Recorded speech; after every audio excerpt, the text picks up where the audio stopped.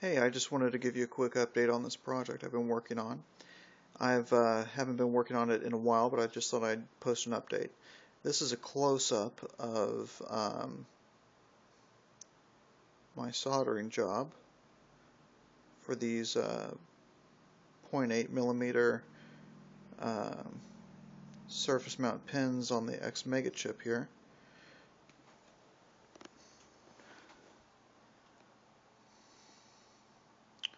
So this is the adapter board that I posted about in my last video. So I soldered this chip onto this adapter board, and then I soldered these pins onto the adapter board.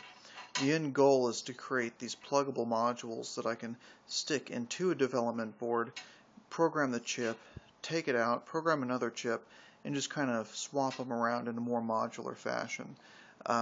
In order to create the development board, I have to prototype it. The easiest way I've been able to do that is by making it look like Dr. Octavius over here, or maybe a matrix sentinel. So that's kind of what it looks like. It's pretty cool. Obviously I don't have it all hooked up in my next video. Hopefully I'll have a blinking LED. I had to create these cables.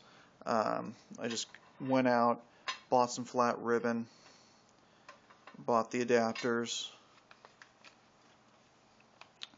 This is the most important piece, these IC adapters, because what they do is they take these two rows and they split it a little farther apart so that it can be used on a breadboard, so that each row pertains to a particular side on the board. That's very important. One thing that I also noticed that I'm excited about with this project is that the ports aren't isolated to these groupings on this Xmega chip. So I'm going to be really excited when I create a development board. That way all of my port A pins will be grouped together, because right now part of port A is up here and then the other half is here. Then you have port B here, and it's very difficult. So it'll be a little interesting prototyping everything out on the board, this breadboard, but I think it'll end up being a pretty cool project. The last thing I wanted to talk about was just kind of my development setup. This is the controller, by the way, the programmer that I'm going to use, courtesy of Calvin Brown. But you'll see this guy right here, this big piece of tile.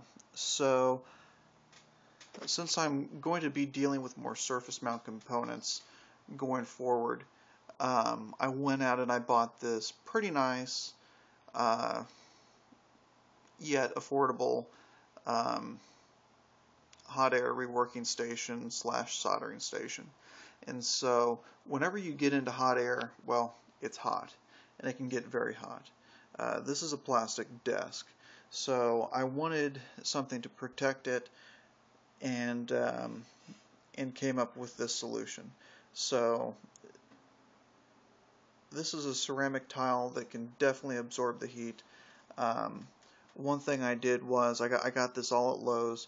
You can get these little rubber pads, and you just buy them in a big block, cut them into little squares, and you can put them on the corners in the center of your tile, and it makes a pretty good little work area. Make sure your tile has a little texture to it, so it's not smooth, so your stuff isn't sliding all around. To kind of jump off of my main project here, this is kind of a project in itself.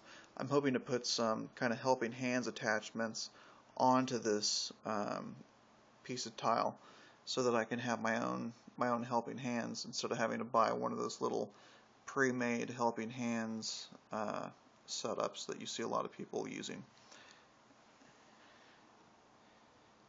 And you may be noticing that guy, that black little capacitor there. You might also be noticing that I'm using a heat shield on my voltage regulator.